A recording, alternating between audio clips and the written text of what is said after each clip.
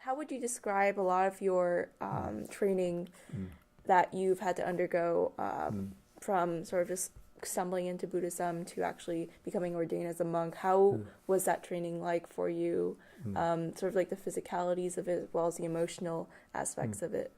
It was very difficult for me because I had to go to the other side of the world. And in those days, when I went, it was 1972, international air travel was not as easy as it is today. It was like, almost like the way I felt it in my own mind, almost like Christopher Columbus setting out from Spain for the New World. And then becoming settled in a completely different culture in Sri Lanka. And I was living in a small temple without many amenities. We didn't have electricity. For light in the evening, we depended upon kerosene lanterns. Didn't have running water. For water, I had to depend upon a lay supporter, a layman from the village who would collect the water from the river and bring it up in buckets and put it into a big storage facility in my cottage, a little hut.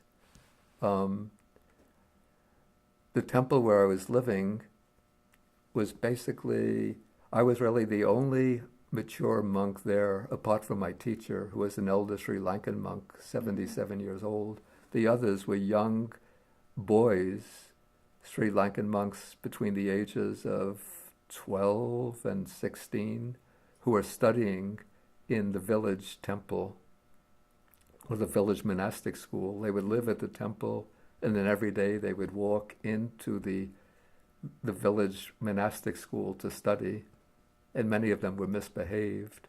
And the food in the monastery was very poor, and so over months and months of that poor diet, my health deteriorated, and so it was very difficult.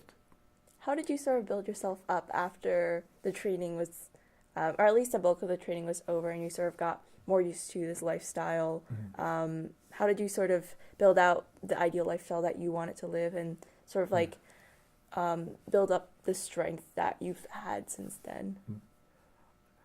I think it came largely through determination, since I was resolved in my mind that I wanted to live my life as a Buddhist monk, and that I wanted to not only cultivate the path myself, but I wanted to help to bring the Dhamma to the United States. And so I determined to study and to practice to the best of my ability.